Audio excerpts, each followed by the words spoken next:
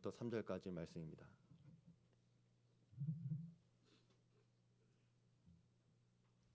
에베소서 6장. 자녀들아, 주 안에서 너희 부모에게 순종하라. 이것이 옳으니라. 내 아버지와 어머니를 공경하라. 이것은 약속이 있는 첫 계명이니 이로써 네가 잘 되고 땅에서 장수하리라. 아멘. 흔히 요즘 이 시대를 뭐 혐오의 시대, 갈등의 시대 이렇게 말하시는 분들이 계십니다. 사회 구성원들 간의 어떤 의견 차이들, 권력이나 뭐 불평등으로 인해서 관계들이 다 훼손이 되어졌는데 이런 서로를 향한 혐오와 갈등 때문에 사회적인 불안도 심해지고 또 경제적인 손실도 있고 생산성이 감소가 되는 참 좋지 않은 일들이 일어나고 있습니다. 뭐 정치적인 갈등이나 또 계층의 갈등, 뭐 문화적인 갈등, 세대의 갈등, 사회적인 지위적인 갈등, 지위의 차이에서 오는 갈등. 특별히 이제 20대 청년들 사이에서는 젠더 갈등이 이슈라고 합니다. 20대는 진로를 결정하는 아주 중요한 시기죠. 진로 결정에서 가장 큰 관문이 바로 취업일 것입니다. 남성이 취업을 할 때 군 가산점을 받아가지고 그동안 어떤 메리트가 있었는데 이제 이것을 주냐 마느냐 이런 논쟁이 한동안 있었죠.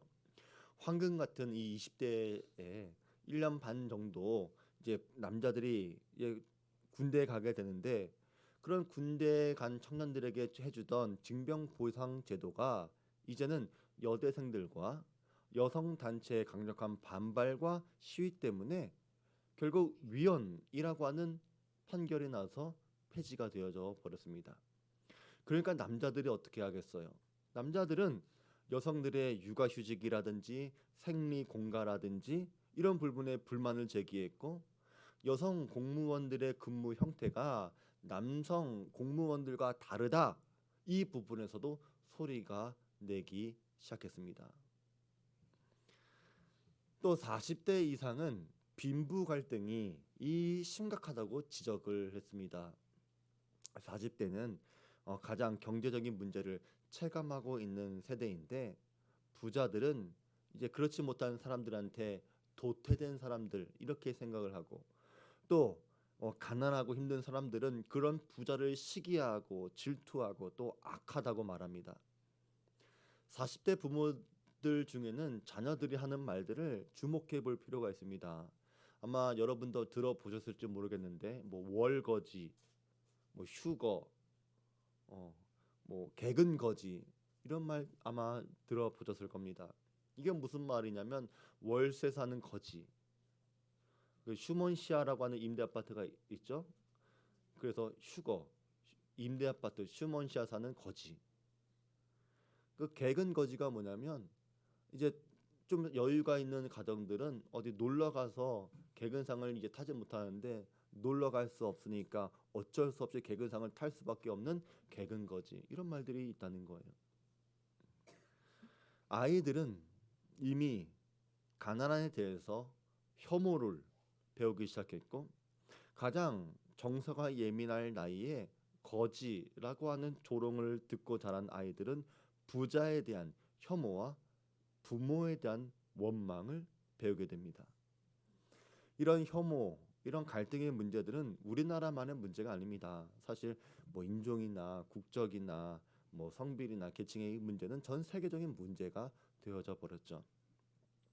하지만 이런 갈등과 분열의 모습은 이제 와서 새로 생겨진 분열들 갈등이 아니라 원래부터 죄로 시작된 깨어진 관계에서 생길 수밖에 없는 구조적인 문제라는 것입니다. 오늘날 우리의 가정도 그렇습니다. 가정 안에서도 정치적인 성향 때문에 또 세대 차이 때문에 사회적으로 습득된 어떤 가치관들 때문에 그리고 때로는 종교 때문에 갈등이 생기기도 합니다. 주일학교가 점점 사라져 가고 있는 것은 사회적인 저출산 문제 때문만은 아닐 거예요. 가정 안에서 신앙이 제대로 계승되어져 가지 못했다라고 하는 점도 분명히 주일학교의 미래를 어둡게 만드는 요인일 것입니다. 이런 점에서 우리가 성경적인 가정을 회복하고 경건한 자녀를 양육하는 것은 굉장히 시급한 일이에요. 조금 전에 그런 기도 잠깐 하게 되었는데 우리 워십 하신 우리 집사님 권사님들이 참 잘하셨어요. 얼마나 열심히 하셨는지 주중에서도 와가지고 뭐 제가 있는지 없는지 아마 모르셨을 거예요. 그냥 연습하고 가시고 가는 건 좋은데 불 좀 끄고 가지 마세요. 신발이 있나 없는지 확인하시고 신발이 있다 지금 목사님 안에 계시는구나 확인하고 불은 끄고 가지 마세요. 항상 할 때마다 제가 나와가지고 참 잘하신다 수고하신다 하는데 불 끄고 가셔가지고 근데 그걸 또 말할 수가 없는 게 문 닫고 가버리니까 항상 그런데 어쨌든 참 평일에도 참 열심히 하셨어요. 시간을 내시고 마음을 내시고 또 얼마나 연습을 하시려고 많이 영상도 보셨고 음악도 들어보셨겠어요. 참 감사한 거예요. 근데 그런 걸 보면서 사실 이런 것들은 우리 자녀들이 해야 되는데 우리 20대 청년들 또 10대 학생들이 이것을 해야 되는데 워십을 하는데 저는 이게 참 좋으면서도 참 이게 안타까운 거예요. 어쩌면 60이 됐어도 70이 됐어도 이 글로리아 워십이 계속 쓰임 받을 것 같은데 세대 교체가 일어났으면 좋겠습니다. 근데 이렇게 우리가 신앙을 잘 계승하고 가정을 잘 세우려면 부모의 역할만 중요한 것이 아닙니다. 하나님이 부모들에게 주신 무거운 책임에 비할 수는 없지만 하나님은 자녀들한테도 가정을 위해서 요구하시는 것이 있다는 거예요. 그게 바로 순종과 공경입니다. 이것은 하나님의 명령입니다. 그리고 옳은 명령이라고 말합니다. 그렇기 때문에 이 명령에 대해서 우리가 왜라고 묻거나 반론을 제기하려고 해서도 안 됩니다. 이 말씀을 하신 분이 하나님이시기 때문에 우리는 하나님의 권위에 도전하는 게 아니라면 우리는 그 말씀을 진리라고 믿고 그렇다면 이 말씀이 우리에게 주신 유익이 무엇일까? 교훈이 무엇일까? 그렇게 생각하는 것이 우리한테 이로운 거겠죠. 그러면 하나님은 왜 자녀들한테 순종과 공경을 요구하실까?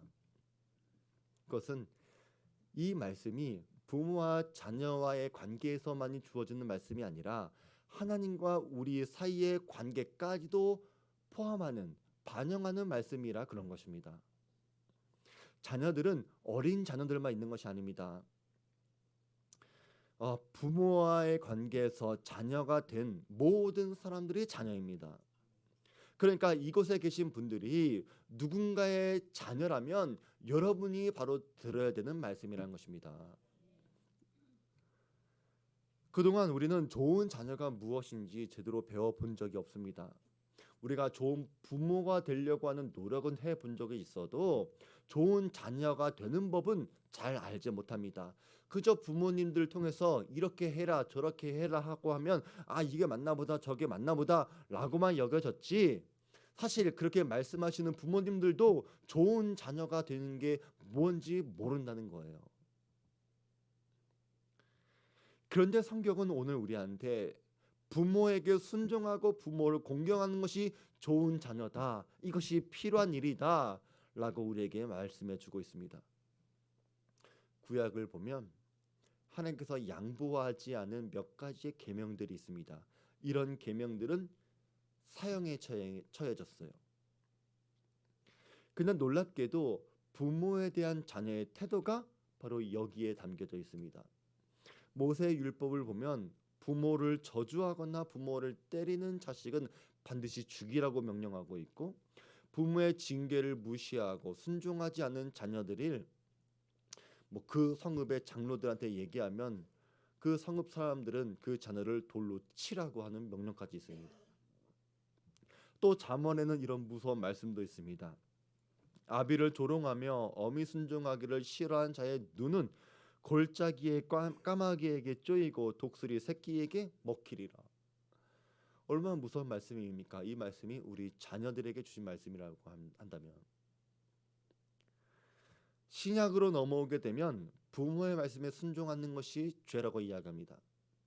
또한 그들이 마음에 하나님 두기를 싫어하며 하나님께서 그들을 그 상실한 마음대로 내버려 두사 합당하지 못하게 하는 일을 하게 하셨으니 부모를 거역하는 자요.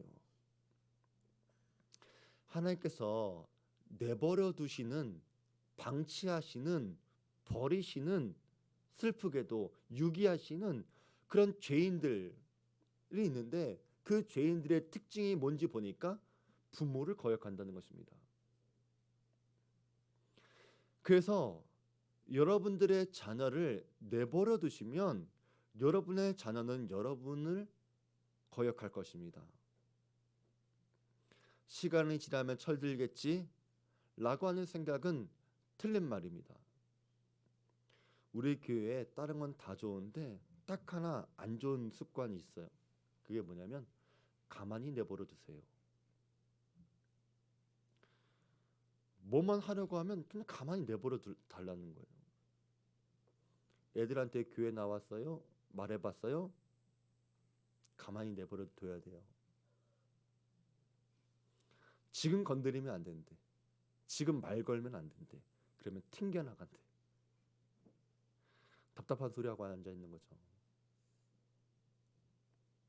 정말로 가만 내버려 두면요 죽습니다. 다 끝나는 겁니다.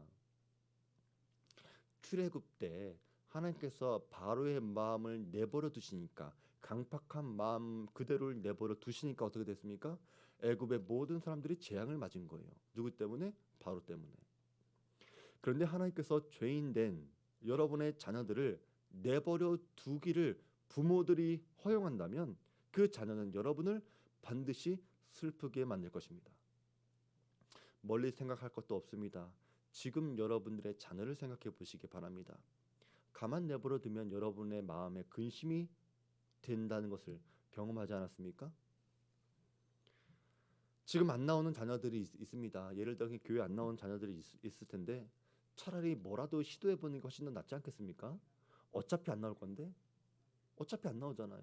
그럼 뭐라도 한번 시도해 보는 게 손해 보는 건 없잖아요. 튕겨져 나가면 여러분 때문에 튕겨 나간 것이 아니라, 죄송하지만 하나님께서 내버려 두셨기 때문에 튕겨 나간 거예요. 가슴 아파해야죠. 부모들은 그것을 보면서. 사랑하는 성도 여러분, 상실한 마음 그대로 내버려 두면 합당한 일을 절대로 할 수 없습니다. 저절로 서서 좋아진 것은 아무것도 없습니다. 절대로 없습니다. 그리고 그것이 여러분의 자녀라면 더더욱 내버려 두시면 안 됩니다. 여러분의 자녀가 부모에게 순종하고 부모를 공경하는 자녀로 반드시 만들어 가셔야 합니다. 이것은 자녀들의 영혼에 있어서 아주 중요한 문제라는 것을 꼭 기억하시기 바랍니다. 부모의 권위를 무시하는 사람은 절대로 하나님의 권위를 인정할 수 없습니다. 그런 일들은 본질적으로 일어날 수가 없는 겁니다. 하나님은 하나님의 권위를 대신해서 부모에게 자녀를 양육하고 가르치는 책임과 역할을 주십니다. 그래서 자녀들이 부모들에게 순종하고 존중한다고 하는 것은 이 일을 맡기신 하나님을 존중하고 하나님의 권위를 인정한다라고 하는 의미가 됩니다. 그래서 하나님께서 부모 공경하지 않은 죄를 사형까지 연결시킨 것은 그만큼 이 권위의 문제, 순종과 존경의 문제가 그만큼 중요하다는 것입니다.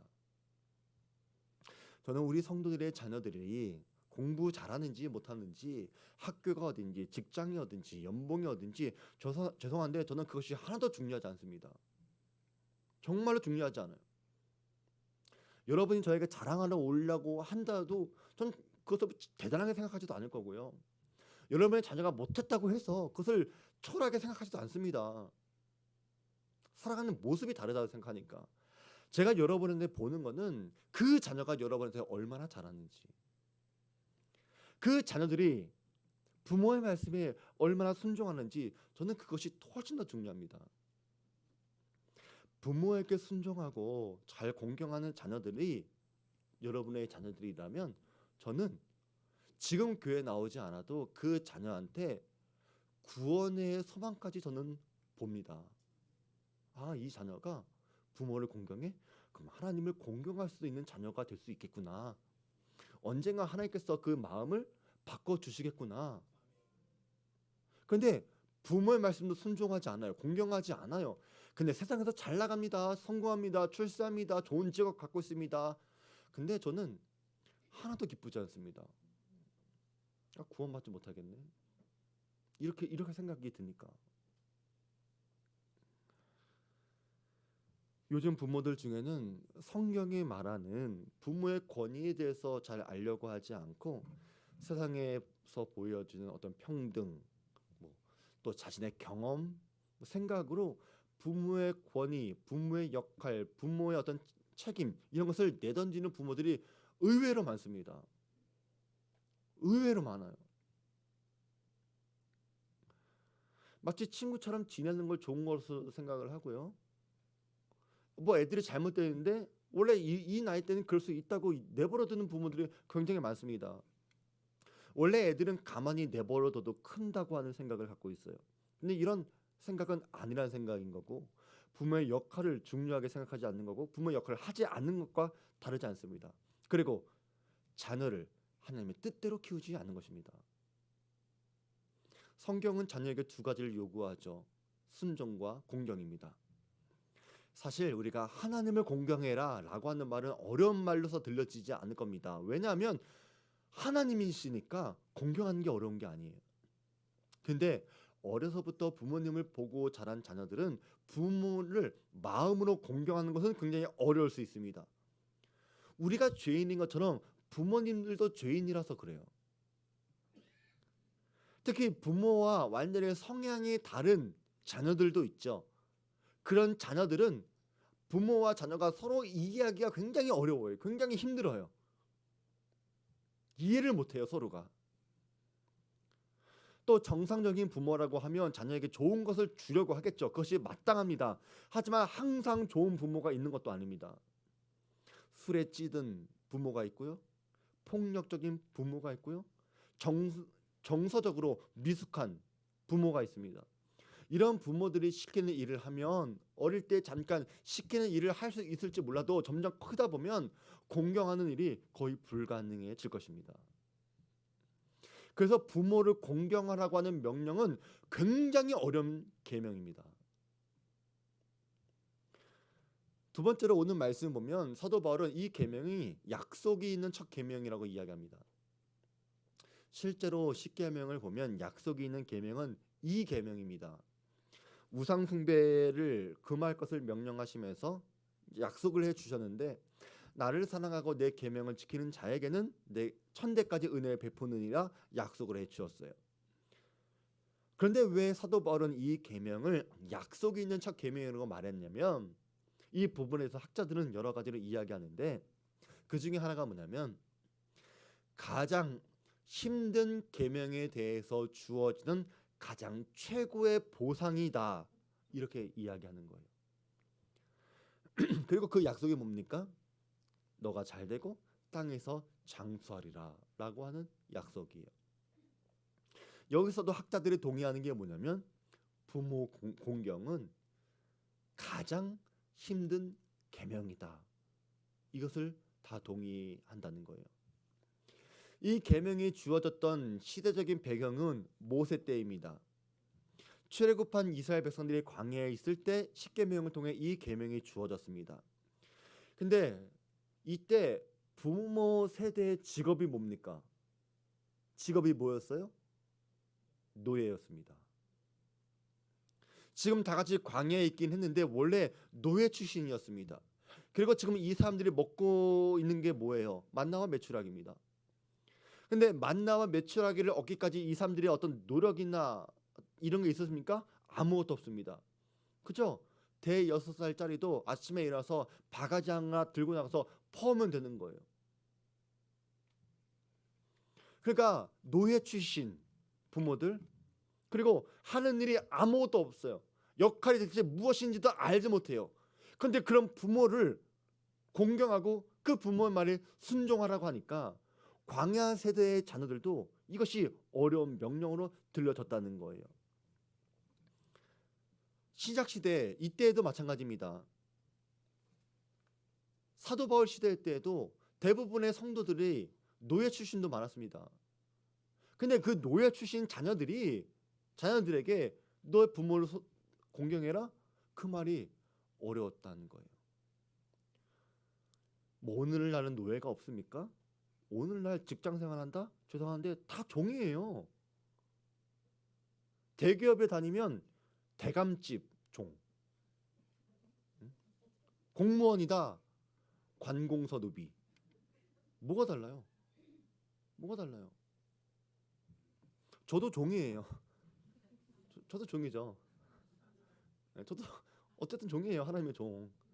뭐 저는 그렇게 하나님 종이라 좀 믿고 싶지만 다 종이에요. 종하면 노예입니다. 그래서 광야에 있던 이스라엘 백성들이 부모를 존경하는 게 어려웠습니다. 여러분의 직업이 어떠하든 간에 물론 존경받을 만한 직업도 있겠죠. 근데 여러분의 자녀들이 여러분을 존경할 만한 어떤 위치, 사회적인 위치, 어떤 재력 이런 것이 다 되지 못하면 우리도 존경받을 수 없는 부모처럼 여겨질 수 있다는 거예요. 그래서 하나님께서 약속을 해주신 거예요. 부모가 존경받을 만하든지 그렇지 못하든지 이것과 상관없이 너가 부모에게 순종하고 공경하면 내가 최고의 약속을 해줄게. 땅이 없어 헤매는 사람들이 가장 필요한 것이 무엇입니까? 머무를 땅이 필요합니다. 또 땅뿐만이 아니라 인생에서 가장 중요한 모든 것을 해결할 것을 약속해 주시면서 부모를 공경해라 이렇게 말씀해 주신 거예요. 저는 이것이 하나님과 하나님의 자녀된 우리와의 관계까지도 말씀하고 있다고 저는 믿습니다. 하나님은 부모님을 통해서 하나님을 배우길 원하십니다. 그리고 부모를 잘 섬기면 하나님을 잘 섬기는 것처럼 인정해 주시겠다고 말씀해 주시는 겁니다. 그래서 부모를 잘 섬길 때, 부모에게 순종하고 공경할 때 부모는 자녀들한테 잘 되게 해주고 장수하게 해줄 수 있는 능력은 없지만 하나님께서 그 일을 대신해 주시겠다 약속을 해 주신 겁니다. 다행히 우리한테는 완전한 부모는 없어도 공경할 만한 부모가 있다는 사실은 참 다행이고 감사한 일이죠. 하지만 슬프게도 어떤 자녀들한테는 공경하기 어려운 부모도 있을 것이고 심지어 부모를 용서하기 어려울 정도로 고통스러워하는 자녀도 있습니다. 더 슬픈 것은 공경하지도 않지만 바로 그런 싫어하는 부모의 모습을 내가 닮아가고 있다는 것입니다. 그럼에도 불구하고 우리가 하나님의 명령이기 때문에 우리가 순종하고 공경하려면 어떻게 해야 할까? 그러기 위해서 먼저 자녀들은 부모를 분별하는 지혜와 용서하는 용기가 필요합니다. 공경하라 라고 하는 말에는 감정하다, 값을 매기다 라고 하는 뜻이 있습니다. 이것은 아직 어린 자녀들한테는 하기 어려운 일이지만 적어도 어느 정도 성장한 자녀들이라고 하면 할 수 있는 일이고 또 해야만 하는 일입니다. 부모님들을 볼 때 한 사람, 한 인격으로 볼 수 있는 훈련이 우리한테는 필요합니다. 부모님의 성품에서 좋은 것과 나쁜 것을 객관적으로 살필 수 있어야 되고 그러기 어렵다고 하더라도 부모님을 우리가 너무나 많은 어떤 감정, 경험이 쌓여있기 때문에 이것을 분별하는 것이 굉장히 어렵다고 하더라도 그럼에도 불구하고 여러분들이 부모님을 한 사람을 인격으로 보기 시작할 때 진정한 공경을 시작할 수 있다는 것입니다. 부모님을 공경하라 라고 하는 말은 부모님을 미워해라 그런 말이 아닙니다. 가령 어린 시절 부모가 자신을 심히 노엽게 만들었던 일들이 생각나지만 자신이 결혼한 다음에 자녀를 양육하면서 부모에게 경험한 것 같이 그런 연약함이 나 자신에게도 발견될 때가 있을 것입니다. 이런 경험들이 부모님을 한 사람의 인격으로 보는데 도움이 될 수 있다는 것입니다. 그리고 이때 자녀들은 부모를 용서하는 일이 반드시 일어나야 합니다. 이 일이 설령 부모님이 돌아가셨다고 하더라도 부모님을 용서하셔야 합니다. 물론 용서가 쌍방의 소통에서 일어나면 참 좋겠지만 그렇지 않더라도 우리가 부모님을 한 인격으로 보면서 용서할 때 우리가 부모님들로부터 받은 선하지 않은 영향으로부터 자유로워질 수 있는 것입니다. 그리고 좋지 않은 영향과 단절할 수도 있는 것이죠. 미국 정신과 의사인 커트 톰슨은 자신의 이야기를 이렇게 들려줍니다. 86세 노쇠하신 어머니가 입원했다는 소식을 듣고서 6시간이나 달려서 병원에 도착했습니다. 근데 사실 이 커트 톰슨의 어머니는 굉장히 냉담한 차가운 어머니였습니다. 이런 어머니 밑에 자라면서 이 커트 톰슨은 어린 시절 자신이 혼자라는 느낌, 또 무력하다 이런 느낌을 받고 성장했습니다. 죽음을 앞에 두고 이제 아들과 어머니가 마주했습니다. 하지만 아들은 이미 오랫동안 두려움, 외로움, 무력, 분노 이런 것 때문에 어머니에 대한 연민을 느끼기 굉장히 어려웠다고 합니다. 그러다 문득 오랜 세월 동안 어머니의 이야기를 들었지만 그 이야기가 피상적으로 들려진 것은 아니었을까 생각이 들어서 그동안 수도 없이 들었던 어머니의 이야기를 다시 한번 들려달라고 부탁을 합니다. 그 이야기는 친숙한 이야기였습니다. 어머니는 어린 시절 그분의 어머니를 여의고 자녀를 돌볼 능력이 안 되는 아버지가 3살 때 자신을 고아원에 버렸습니다. 근데 이런 이야기가 전에 몰랐던 것은 아니었는데 전과 달라진 것이 있다면 아들이 어머니의 이야기를 들을 때 자신의 마음을 움직일 수 있도록 허용을 한 것입니다. 그러다 보니까 그 이야기가 들려질 때 그가 그동안 알고 있던 불안하고 수동적인 어머니의 이야기로 들려진 것이 아니라 버림받고 내쫓기고 슬프고 겁에 질린 고아가 보여진 것입니다. 이 아들은 어머니의 이야기를 들으면서 자신의 삶을 새로운 방식으로 느껴가기 시작했습니다. 어머니의 소리가 아니라 어린 소녀의 겁에 질린 목소리가 아들 마음속의 깊은 곳의 연민의 감정을 깨우기 시작한 것입니다. 그리고 어머니의 이야기를 다르게 이해하기 시작하면서 어머니뿐만이 아니라 자신을 진정으로 용서하는 과정을 시작했습니다. 어머니와 아들 사이에 진짜 소통이 일어난 것입니다. 정서적인 교감과 함께 어머니를 처음으로 사랑한다라고 하는 느낌을 갖게 되었고 어머니를 용서할 뿐만이 아니라 자기 자신까지도 용서하는 일이 벌어졌습니다. 그리고 몇 주 뒤에 홀가분하게 후회 없이 어머니의 죽음을 받아들일 수 있었다고 합니다. 저는 이런 일들이 어떤 특별한 사람들에게만 일어날 수 있는 일이 아니라고 말씀을 드리고 싶습니다. 여러분도 부모님들의 이야기가 여러분의 영혼 안으로 들어올 마음의 준비를 하고 여러분의 부모님들의 이야기를 들어보시길 바랍니다. 어쩌면 한 외로운 소년의 이야기일 수 있고 가여운 소녀의 이야기일 수도 있을 것입니다. 자녀된 여러분들은 부모님들과 정서적인 교감을 나누고 진정으로 사랑하는 관계로 들어가 보셔야 합니다. 이것이 부모를 사랑하고 공경하는 자리로 이끌 것입니다.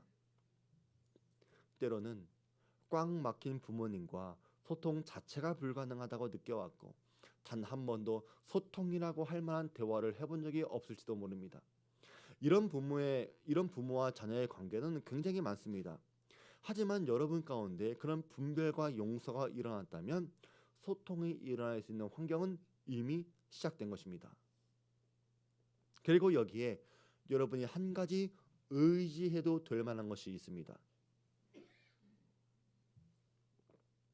여러분이 하나님의 자녀가 되었다면 이미 어떤 일이 여러분 가운데 시작되었음을 믿는 것입니다.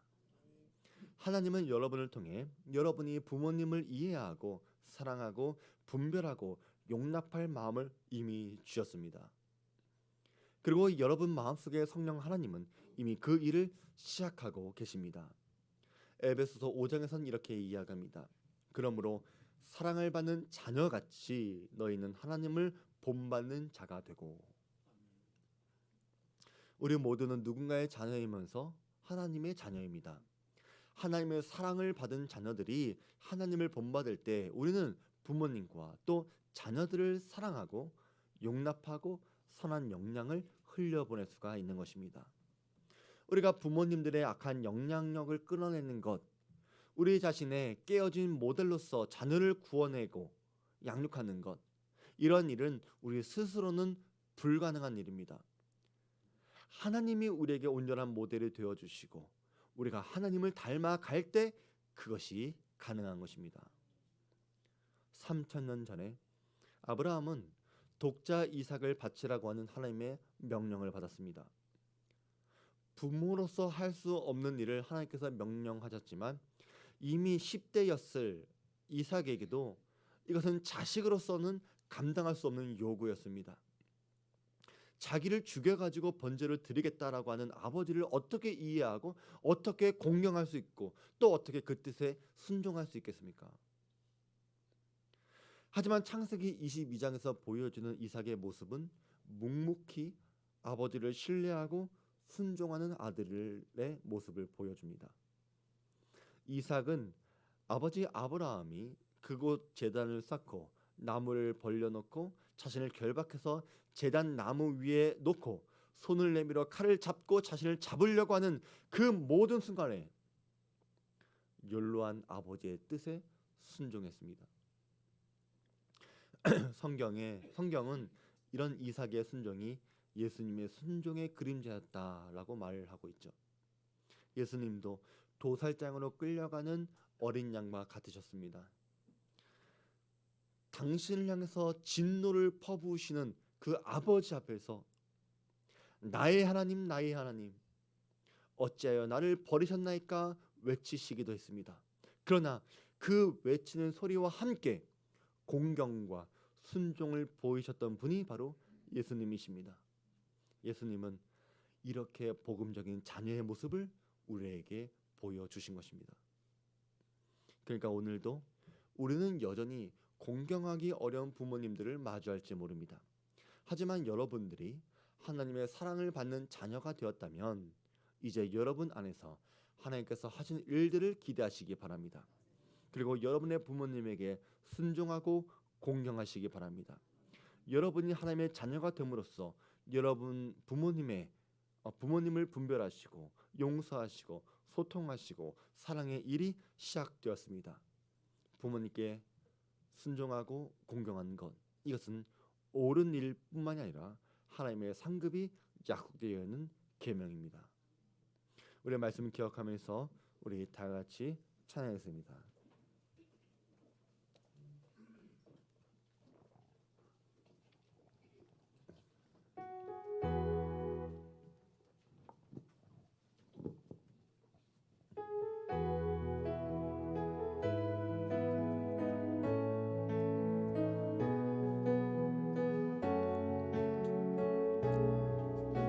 우리 자녀에게 말하듯 찬양하기 원합니다. 나의 사랑하는 자의 목소리 듣기 원하네.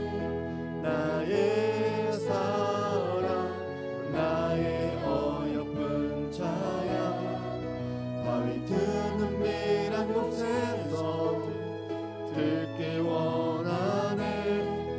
부드러운 주님의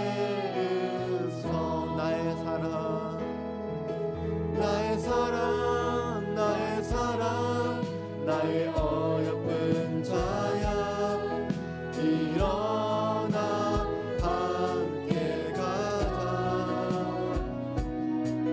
나의 사랑 나의 어여쁜 자야 일어나 함께 가자. 나의 사랑하는 자의 목소리 나의 사랑하는 자의 목소리 듣기 원